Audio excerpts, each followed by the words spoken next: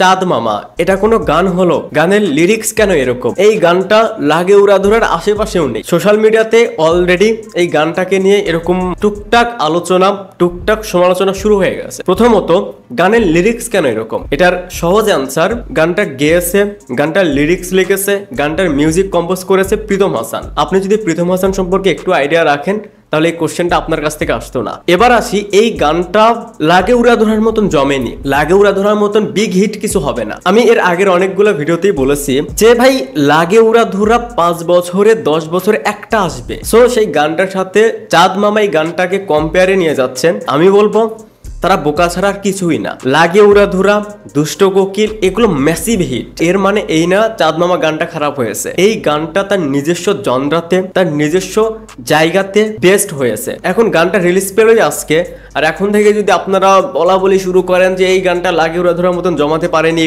লাগে উড়াধুরার মতন big hit হবে না, আপনারা হয়তো ভুলে যেতে পারেন লাগে উড়াধুরা গানটা আসার পরেও সেম ভাবে এই কথাগুলো কিন্তু উঠে আসছিল যে গানের লিরিক্স কেন এরকম। আপনারা যদি সেই পুরোনো ভিডিওগুলো চেক আউট করেন তাহলে এই বিষয়গুলো নিয়ে তখন কথা বলেছিলাম যে লাগে উড়াধুরা, তুমি কোন শহরের মাইয়া গো, এগুলো কোন ধরনের লিরিক্স। তখনও সেই বিষয়টা নিয়ে সমালোচনা হয়েছিল। সুর কপি করা, এটা নিয়ে কন্ট্রোভার্সি ক্রিয়েট হয়। সো লাগে উড়াধুরা গানটা যখন আসে তখন কিন্তু কেউ ভাবতেও পারেনি যে গানটা এত বড় হিট হবে, ম্যাসিভ হিট হবে। হ্যাঁ, আমাদের ধারণা ছিল যে গানটা হিট হবে, গানটা ভাইরাল হবে, বাট এরকম কিছু হবে সেই আইডিয়াটা বা সেই ধারণাটা কারো ছিল না। সেম চাঁদ মামা গানটার ক্ষেত্রেও সেইভাবে সমালোচনাটা হচ্ছে, সেই সেম কথাগুলোই কিন্তু হচ্ছে। লাগে উড়াধুরা যে ভিউজটা পেয়েছে সেটাকে বিট করা জাস্ট সহজই নয়, অনেকটাই অসম্ভব।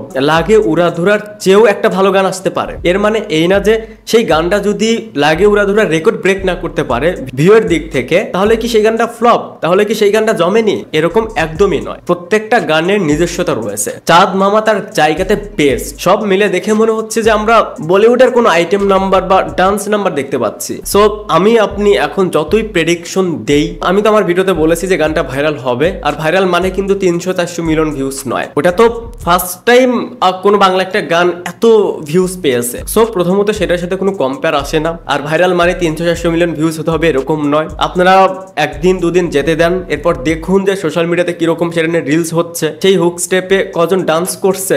একদিন দুদিন যেতে দেন, এরপরে দেখা যাক কিরকম পারফর্ম করে এই গানটা। তো আপনাদের কাছে কি মনে হয়, এই গানটা কি আসলেই জমেনি? এই গানটা কি লাগে উড়াধুরাকে বিট করতে পারবে না, বা এটার সাথে কি কম্পেয়ার করাটা উচিত? এই বিষয়ে আপনাদের ওপিনিয়ন কি সেটা অবশ্যই কমেন্টসে জানাবেন। ভিডিওটা দেখার জন্য অসংখ্য ধন্যবাদ। এই চ্যানেলে যদি আপনি প্রথমবারের মতন হয়ে থাকেন তাহলে প্লিজ সাবস্ক্রাইব। বাই।